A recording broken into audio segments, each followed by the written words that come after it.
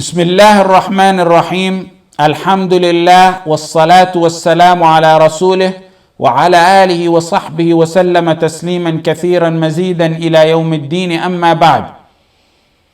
There's a deep relationship and a strong one between the Quran and Ramadan. شهر رمضان الذي أنزل فيه القرآن هدى للناس وبينات من الهدى والفرقان. The month of Ramadan is the month where the Quran was revealed in, a guidance for mankind and clear proofs for the guidance. And it's a criterion between the evil and the truth, between the wrong and the right. Allah, that's pertaining to the month. In pertaining to the night, إِنَّا أَنزَلْنَاهُ فِي لَيْلَةٍ مُبَارَكَةٍ. In Surah Al-Dukhan, we revealed it, we sent it down in a blessed night, which means Laylat al-Qadr. And then another verse, in إِنَّا أَنزَلْنَاهُ فِي لَيْلَةِ الْقَدْرِ. We sent it down in the night of decree.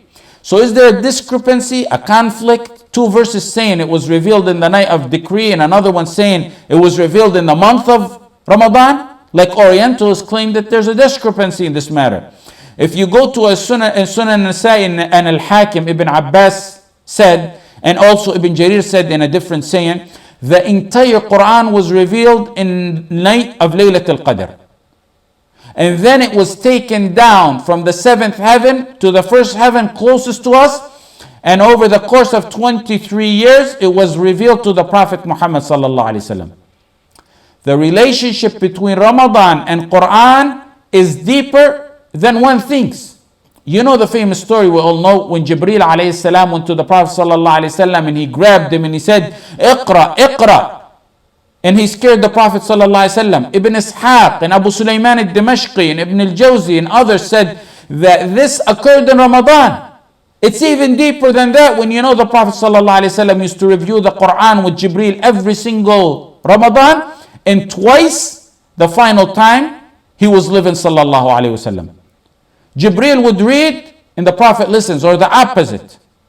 And some scholars said this is the time when he would tell him the affirmed and abrogated verses. And it's possible this is the time when he knew and learned the tafsir. Allah sent the best revelation on the best messenger in the best month, in the best night, the night of decree. All that shows you how solid the bond between the Quran and the month of Ramadan. شهر رمضان الذي أنزل فيه القرآن.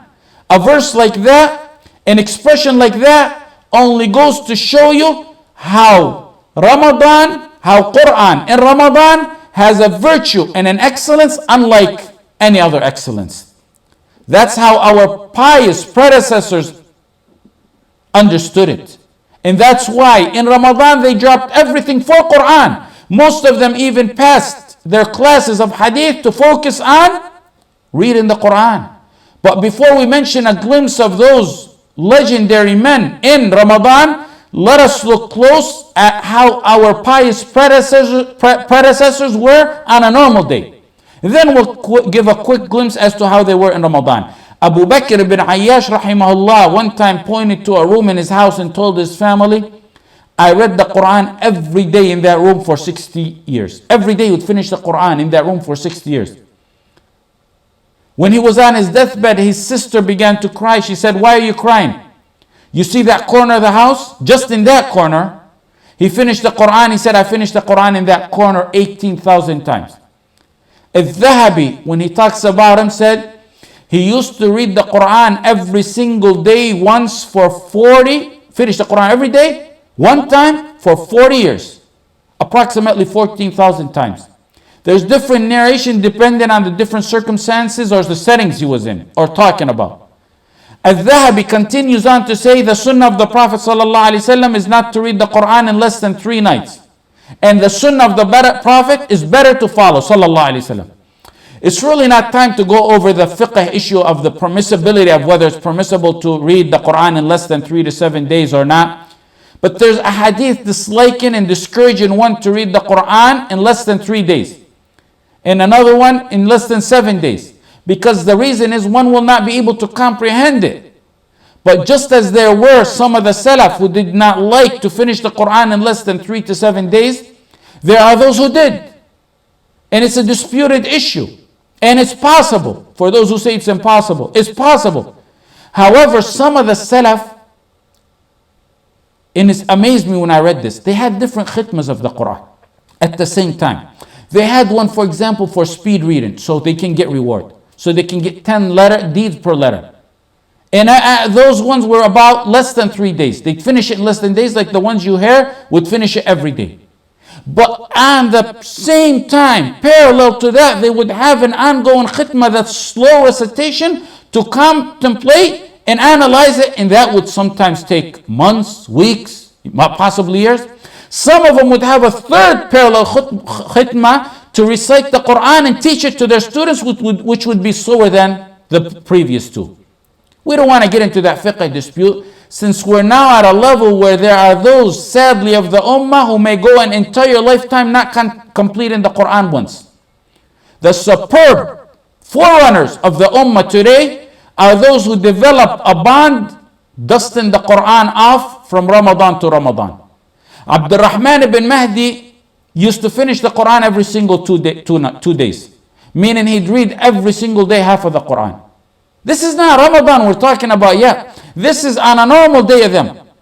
How can one abandon reading the Quran when he's abandoning recitation of the Quran, the one that Allah said in it, that the Prophet says, وَقَالَ الرَّسُولُ يَا رَبِّ إِنَّ قَوْمِ اتَّخَذُوا هَذَا الْقُرْآنَ مَهْجُورًا. Allah said, the Messenger sallallahu alaihi wasallam will say, "O my Lord, verily my people deserted this Quran." The Prophet complains and testifies against you who abandoned the book of Allah. As Ibn al-Qayyim rahimahullah says, this is one of the ways that they abandoned the Quran. Abandoning recitation is one of the ways of abandoning the Quran. It's horror and heart melting to even think that you stand before Allah as a defendant with no other than the Prophet sallallahu alaihi wasallam as a plaintiff against you, pointing to you and saying, وَقَالَ الرَّسُولُ يَا رَبِّ إِنَّ قَوْمِ اتَّخَذُوا هَذَا الْقُرْآنَ مَهْجُورًا. Those who don't know Arabic, and I'm not condoning that, because to a believer in Islam, the language of the Quran is essential for a Muslim's identity. And you can read some of that on Muhsin Khan and Al-Hilali's introduction of the Noble Quran. And even before them, Ibn Taymiyyah, how they stated that Arabic language is an identity. We're against nationalism, but the Arabic language is essential. But assume you don't know Arabic now. In the time you're trying to learn it, don't abandon the Quran in English. You're not going to get the same reward, 10 deeds per letter, but inshallah you'll get some type of reward. Who can get enough of the word of Allah, the speech of Allah? Who can get enough from the medicine that's a cure for the heart, the soul, and the body? The Quran, a cure from doubts and desires. The Quran. The Quran is a cure from worries, anxiety, and depression. Some people tell me, when I tell them to recite the Quran to relieve their problems, they say, well, they call me the next morning and say, well, I'm still depressed. I still got the doubts. I tell them, when a doctor gives medication, and we're talking about similar to that antidepressant medication, one of the things he says about some of them is keep taking it for 3 weeks or 4 weeks for the medicine to kick in and you get its effect. And after that, don't ever stop taking it. The Quran needs close friendship. It needs close friendship to take effect. It needs consistent, persistent dedication and recitation in order to see its effect. One of the dua of the worries and depression and anxiety that the Prophet ﷺ taught us, that no one says it except his worries and depression will be gone and he'll be relieved of them, and it will be replaced with happiness. ما أصاب المؤمن ما أصاب أحد قط هم ولا حزن فقال اللهم إني عبدك وابن عبدك وابن أمتك ناصيتي بيدك ماض في حكمك عدل في قضاءك أسألك بكل اسم هو لك سميت به نفسك أو أنزلته في كتابك أو علمته أحدا من خلقك أو استأثرت به في علم الغيب عندك أن تجعل القرآن ربيع قلبي ونور صدري وجلاء حزني وذهاب همي. The Prophet ﷺ said, no one makes that dua except his worries and his sadness and depression will go away and he'll be relieved of it, and Allah will replace it with happiness and ease. Sheikh, your prescription is not working. Your prescription is not working. You always get that. I say, okay, brother. When's the last time you read Quran? Sheikh, you told me to read this dua, not Quran. Just tell me, when is the last time you read Quran? Well, last Ramadan. A couple years ago. I can't remember. Many days ago. Do you know an essential sentence of that dua is أن تجعل القرآن ربيع قلبي ونور صدري. You're asking Allah in that dua to take your worry away, your problem, your sadness, by making the Quran the spring of your heart, the brightness to your chest. I ask you by Allah, how can the dua work if the Quran is sitting collecting dust, when part of your dua is replacing the anxiety with the happiness of the Quran? Of course it's not going to work. I could have told you that. The dua needs recitation of the Quran to work with it. It's a combo of medication. I know a man in prison, wallahi al-azim, they had him in solitary confinement for a long time. The psychiatrist comes by that unit to check in on the people once or twice a week. He walks by, he does his round. And they have to do it because that's an area where people snap and lose their minds frequently. When they would pass this man's cell, the psychiatrist says to him, do you need anything? The man refuses to answer. And sometimes he'll say no. It amazed the psychiatrist that this man is sitting 24/7, on a good day, 23/7. And when the psychiatrist passes by, the inmates run to the window, that little window. It's nice to lay your eyes on a human walking. That's a beautiful sight when you haven't seen that for years. It's nice to merely say hi and bye to another human being. To see something other than your four walls. And this person is sitting content, happy, doesn't even look at the window. The psychiatrist was amazed. Why are you so happy and at ease? You never asked for anything. He told the psychiatrist, I got my best friend, and the Quran was right next to him. He showed him the Quran. For one who understands what the Quran is, what else do you need? You need someone to talk to? Would you rather talk to creation and not the Creator? If you want the miraculous effect of the Quran to take place, befriend it.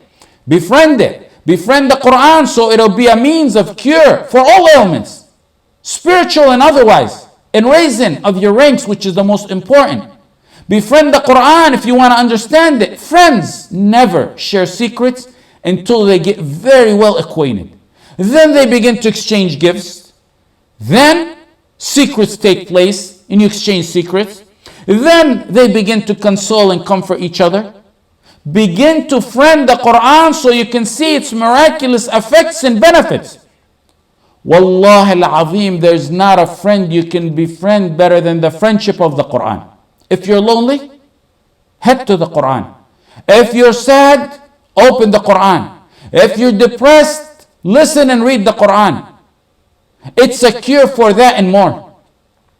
If you're happy, read the Quran, your way of thinking of Allah.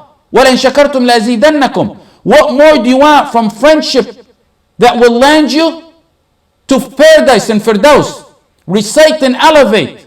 Recite and ascend. The elevator of the Quran that will land you in your final and ultimate destiny. Ibn al-Qayyim rahimahullah says harsh words about this. He says, whoever the Quran does not cure, may Allah not cure him. And whoever the Quran is not sufficient, may nothing be sufficient for him. من لم يشفه القرآن فلا شفاء له ومن لم يكفه القرآن فلا كفاه الله. It's Ramadan now. It's still not late, even though some days pass by in Ramadan. Roll up your sleeves, take an oath, and begin a new friendship with this friendly book, the Quran, the abandoned book. Wallahi al-azim, there's no contact you can add to your iPhone better than downloading the text and audio of the word of Allah.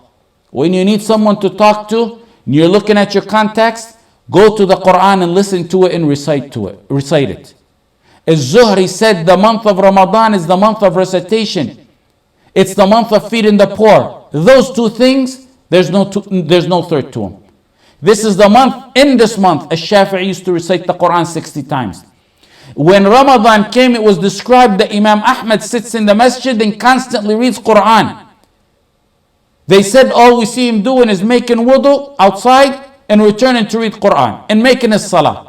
Abu al-Qasim ibn Asakir said in every day of the last, his student said, in every day of his last 10 days, he would finish the Quran every single day.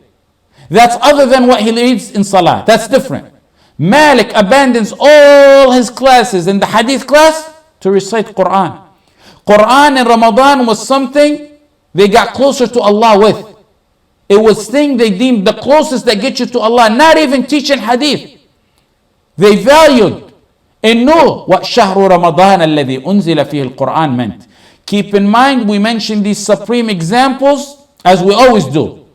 No one, most can't do that. It's possible, but most can't do it. But we mentioned that so if one does a small percentage of what these men do, you'll be among the successful بإذنه تعالى. We always look at those above us in matters of deen, and we look at those below us in matter of dunya. Also, don't get inspired and say tonight, Allah, I'm going to go try to do what Shafi'i did, rahimahullah, and read the Quran twice. It's not appropriate for you to go and do a lump sum that's going to stop you from finishing and continuing on. In the hadith of Sahih Bukhari, أحب الأعمال إلى الله أدومها وإن قل. The most beloved deeds to Allah are that which continue even if they're little. Start off by what you can do. Maybe a few verses, maybe a page, maybe a juz'ah, maybe a few juz'ah. Whatever you know you can continue. Not just for Ramadan, for after Ramadan. Then you will see over time what an addiction the Quran is. And then over time you're going to see that you need to up the dosage of the Quran little by little. Take advantage in what's left of Ramadan. It's not too late. It's only a matter of days and nights before they mention our names and say, may Allah have mercy on him. We don't know if we'll live until next Ramadan. Hop on that elevator. Befriend that loyal friend. Cling on to the rope of Allah, the Quran. May Allah make the Quran the spring and delight of your heart and means of granting you firdaus. وصلى الله على سيدنا محمد وعلى آله وصحبه وسلم وجزاكم الله خيرا.